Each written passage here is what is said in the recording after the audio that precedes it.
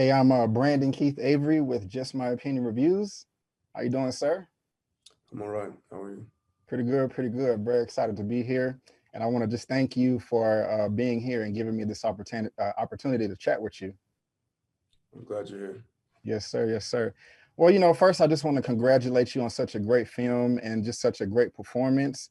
I loved you in this. Your role as William O'Neill is quite scary. And I think you did an excellent job of knocking that out the park. So just congratulations to you, sir. And my first question is, when Shaka was the director was trying to put this film together, when he went to Warner Brothers, they didn't have the same amount of enthusiasm as he did, but he had to just, kind of just make things work. And, with this source material being the chairman, Fred Hampton, the entire Black Panther Party, and just the whole civil rights movement, I mean, that's a lot of pressure to take on. So when you first got the script, were you overwhelmed with a huge amount of pressure and, just to get things right? And if so, how did you deal with that? I was actually inspired. I thought it could be a great opportunity to tell a story that isn't told enough and then give a hopefully more accurate depiction of the Black Panther Party than what I had seen prior. It's by and large a bunch of negative propaganda.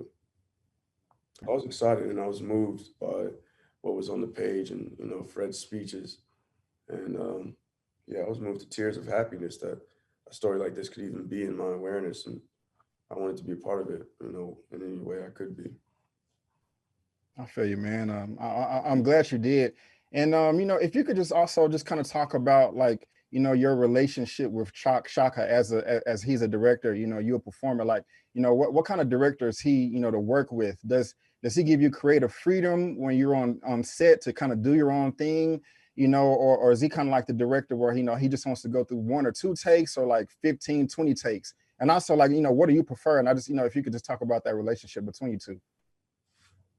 Yeah, Shaka's smart and inspired and hardworking and allows the artist to have their space, but also guides in a nice way. So there's a nice little balance. And yeah, I don't know if he does a lot of takes. I don't even really, I don't know. I don't remember quite if it was a lot or little. Kind of felt maybe moderate to me. And I like his style a lot. And I'd like to work with him again.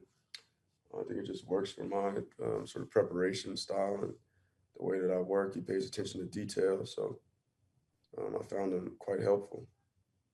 Right on, right on, right on. And I know Lakeith in the real life, you do music full time. So, when you're preparing for a role, is there any type of track you listen to, anything, any music that you put on to kind of get in the mode, to kind of get into the character?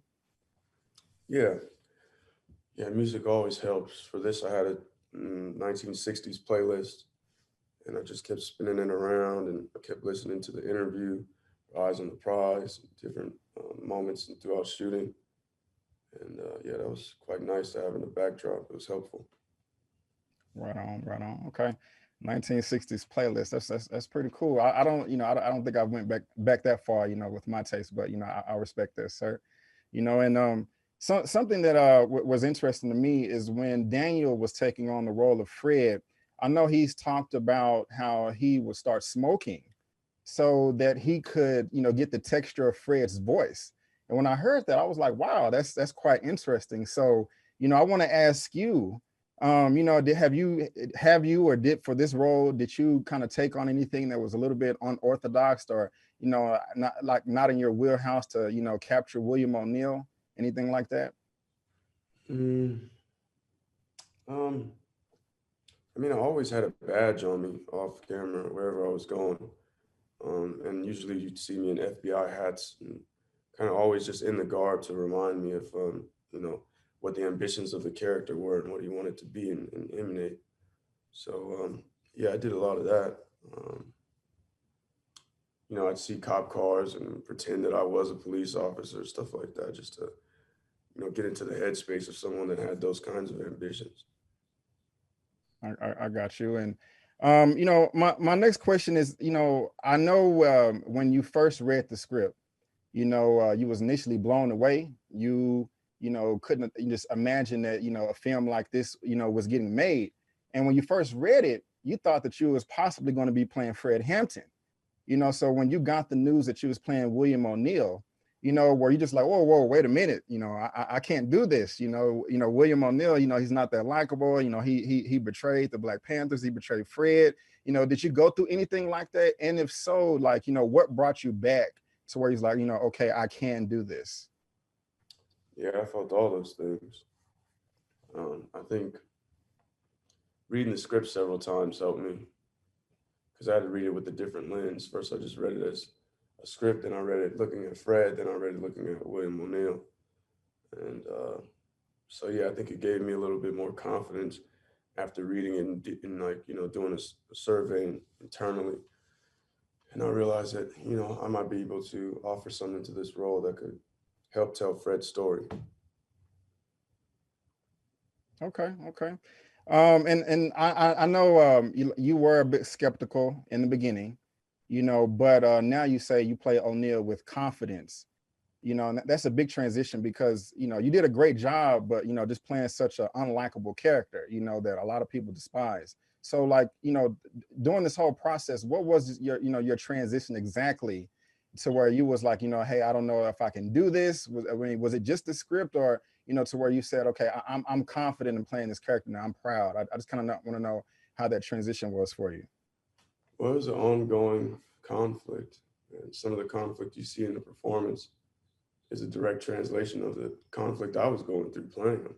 It wouldn't be till the end of the movie that it kind of really felt, I played in confidence, but it didn't really feel always like I was doing the right thing until the end. And I kind of realized, okay, cool. I feel like that worked. And a lot of that was because of Shaka helping guide me and reassuring me that it was all working. I got you.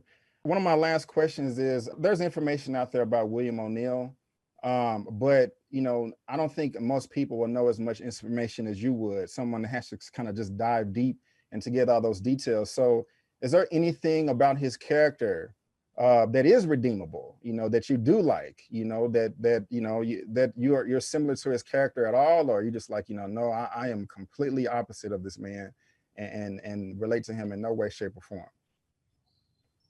Mm, I think I identify with his will to want to be free and not be locked in a cage and to navigate life in society in a way that allows him to express his freedom truly, which is part of the reason why he had such an ambition for money, because he just wanted to be able to live and express himself free. And I understand that. That's probably where it starts and ends. Yeah. Okay. And I know you said things kind of, hit different from you towards like the end of the film. Unfortunately, when we lost Fred, that night in the apartment with your character giving the blueprints of his apartment. Was there ever a time on set where you was done with the scene and you kind of just broke down, you was emotional, just, battling with yourself, demons inside, like, hey, I can't believe I'm doing this, could you talk a little bit about that?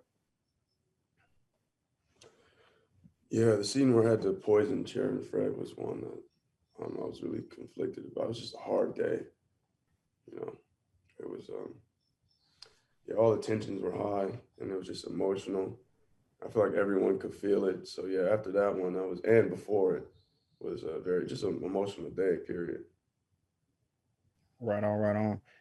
Okay, well, Mr. LaKeith Stanfield, I just want to thank you so much for taking the opportunity and speaking with me today. I really do appreciate it, and I love the film. I thought you was great in the role, and I just hope that you enjoy the rest of your day, sir. Thank you, sir. You too. Judas and the Black Messiah will be released in theaters and on HBO Max Friday, February 12th, 2021. Please make sure you check out my review as well. And I want to thank you so much for tuning in. And before you go, don't forget that my name is Brandon Keith Avery, and that's just my opinion. Peace.